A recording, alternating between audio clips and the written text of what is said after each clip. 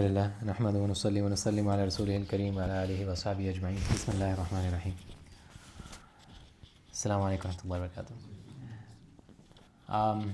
Since tomorrow we are starting something, I thought maybe make this session a little bit more interactive. Inshallah, tomorrow from Maghrib to Isha, we will have a gathering in the masjid, and that's going to be our first class of this course.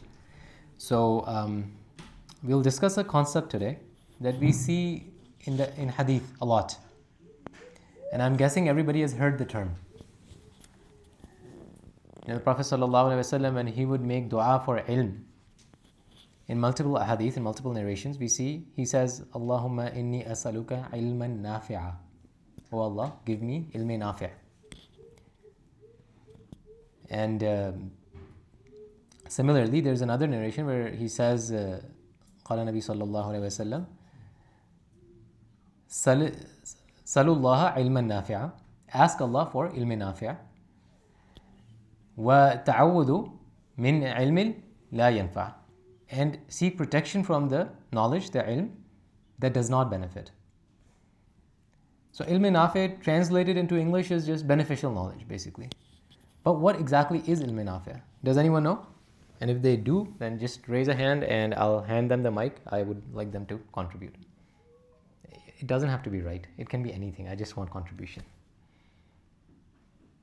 Would our new guest want to try? It can be wrong. I have this bad habit of looking at good people and then putting them on the spot. But if that's the case, then I'll just put Muhammad on the spot. Yes, okay, we'll put Muhammad on the spot. Muhammad, I tried to save you, but... So what is Ilm-un-Nafi? Ilm-un-Nafi, like, have you heard the term before? Yeah. Okay, so if you just had to guess, what do you think it is? Because you've probably also heard some sort of explanation somewhere. Yeah, so like beneficial knowledge of the deen, like... Okay. Yeah, whether... Okay, perfect. No, that's good. Anybody else would like to say something? Maybe the gentleman over there. I have young people, they're like the best audience to have because they don't get offended, Would you like to? Actually, Sharia, you can try. You're young too. In the mic. I don't know. Oh, no? Yeah. Okay. Anybody can try. Same question? Same. What's Ilm-un-Nafi'? It's okay if you don't know the answer. It's absolutely fine. Knowledge of identity. Okay, knowledge of identity. Okay, the philosopher over here digs deep. Like insightful knowledge? Insightful knowledge. Okay, very good. It's close. We can just, so basically, I'll describe the chemistry of knowledge a little bit. It becomes very easy to understand then. But first, thank you, Jazakumullah. First, I'll just tell you what the scholars say. Some people describe it as the knowledge which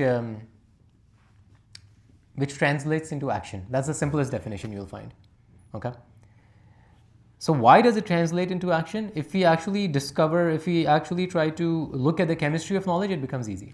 So in Islam, the knowledge actually has two components. The first component is intellectual, which has to do with the mind. And it translates into memory. It results in memory. The second component is spiritual. It has to do with the heart, and it translates into action. So basically, these are just two stages of knowledge if you think about it. When you actually have knowledge of something, when you actually start gaining knowledge, first you learn that thing, you understand it. That's something that you just do with your mind. But once a person knows something, does he always act on it?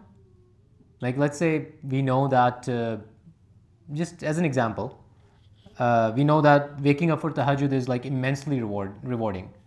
But are we always acting on it or not? So probably not always, right?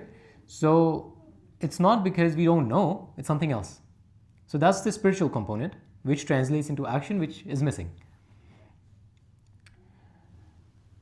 So even Imam Malik, rahimahullah, he says, لَيْسَ الْعِلْمِ عَنْ كَثْرَةِ الرِّوَايَةِ. Ilm, knowledge, is not actually just having a lot of narrations that are memorized. وَلَكِنَّ الْعِلْمِ, but ilm is what? نُورٌ يَدَعُ اللَّهُ فِي الْقَلْبِ. It's actually the nur, the light that Allah Azza wa Jal instills into the heart. That's the actual component of knowledge that we are looking for. So when we ask for Ilm-un-Nafi, that's basically what we are asking for. We are saying, Allah, give us that knowledge that actually goes into our heart and translates into action. So there's a difference in Islam between knowledge and information. Allah Azza wa Jal, He says in the Quran, there are two ayat before it, and this is the part of the second ayah. I'm just reciting it from the middle, but I'll give you the context. Allah Azza wa Jal, He talks about His creations. He brings our attention to His creations, mountains, humans, and cattle, etc. And then at the end of the ayah, He says, "Innama." How is it, Brother Abdurrahman?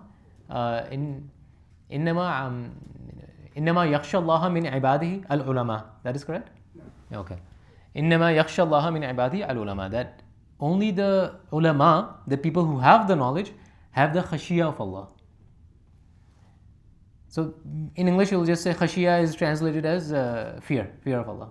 That is not the correct translation, but it's doable. Do you remember we talked about khushu a while back? We talked about 4 stages of khushu. We don't have time to discuss them right now. But you know how khushu, we talked about, there was a part of khushu that actually, it starts with the mind, and then it enters the heart, and then eventually it turns into awareness, ma'arafah. Hudur. So, starts with the body, the one thing I missed. So it enters into the heart. So khashiyah actually develops in the heart. So having an awe of Allah, not fear exactly, but like having an awe of the magnificence of Allah, that is a sensation that can only develop in the heart. And that comes from knowledge. So that's why Ibn Masud radiallahu anh, he says, ليس العلم عن كثرة I forget the exact word that he says, but it's like, it's not an excess of information. ولكن العلم الخشية. The actual ilm is that produces khashiyah in heart. So basically that is Ilm-un-Nafi. So all of this combined, it becomes Ilm-un-Nafi. And that kind of knowledge that actually goes into the mind and enters the heart. And once it enters the heart, it automatically translates into action. So these are the 2 components of knowledge according to Islam, the intellectual and the spiritual. Okay. But Prophet ﷺ in the hadith, he also says that ask for protection from the ilm that does not turn into ilm-un-nafi'. So what happens to that ilm, the ilm-ghayr nafi'? What is that? And why do we seek protection from it? I'll just try to do this really quickly so we can conclude. In a riwayah in Tirmidhi, it says, we have done this in Jummah, in one of the Jummah, that there will be a test in Hashr, once the person is there, and he will not be لا تزول قدم ابن آدم عند ربه يوم القيامة حتى يسأل عن خمس. That a person won't be able to even move. It will be a very, very uncomfortable position, and he will be in a lot of discomfort because the sun's right there. It's less than a mile away, and it's just completely burning everything. But a person cannot die. This ground will be like that of copper, and he's standing on it. It will be extremely painful, but you can't move. So that's what the narration is telling you. Until you answer, حَتَّى يُسَأَلُوا عَنْ خَمْسٍ, until you answer 5 questions. In the 5th question, I'm skipping the 4. In the last one is, مَاذَا عَمِلَ فِي مَا عَلِمْ. What did you actually do with what you had, knowledge-wise? What you learned, what did you actually do with that knowledge? Did you act on it or not? So was it nafi or not, basically? That's what it's saying. It's a riwayah in Tirmidhi. So Abu Darda radiallahu anh, he's one of the most zahid of the companions. And he goes, this is the question that I fear the most. Because he's one of the Ashab al-Sufa, and he's learning from the Prophet sallallahu alaihi wasallam. And he's like, I know a lot. So every ilm, it needs to turn into nafi'. If it doesn't, then it becomes al-ilmu hujjatul laka aw hujjatun alayka. That it will either be an evidence in your favor, or it will be an evidence against you, proof against you. So that's why the Prophet ﷺ says that ask for protection from an ilm that does not turn into ilm-un-nafi'. So how do we get this ilm-nafi'? How do we make our ilm nafi'? So there are actually 3 prerequisites to it that inshallah we will try to discuss before the class tomorrow. Because inshallah we will start learning from tomorrow. Tomorrow is going to be very basic stuff. which is probably everybody already knows. Just maybe here and there, just small things some people may have questions about. But it's going to be about wudu, and we'll actually practically do it. Like from tomorrow onwards, there's not going to be much talking. I'll keep it very simple. I understand there are different fiqh mazahib and everything. We'll just do everything the masnoon way, the best way it can be done, so we can cover everything. Instead of going into the nitty gritty of it, we'll just keep it very simple. So there won't be much talking, but I'll try to, if we have time, then inshallah we'll do these three prerequisites. So we can keep continuing and learning. And eventually, inshallah, if we are going on the right track, we'll start with wudu and the simple stuff, go to salah, and after that to saum, discuss their philosophy, and practice it as we go along, and eventually maybe into the complex subjects as well, which is, usul fiqh, usul hadith, and then eventually at the end we'll go into dawah. So may Allah Azza wa Jal give us an opportunity and to learn and make all of our ilm nafi'. Subhanallah wa bihamdi, subhanakallahumma wa bihamdika, nashhadu an la ilaha illa anta, nastaghfiruka wa natubu ilayk.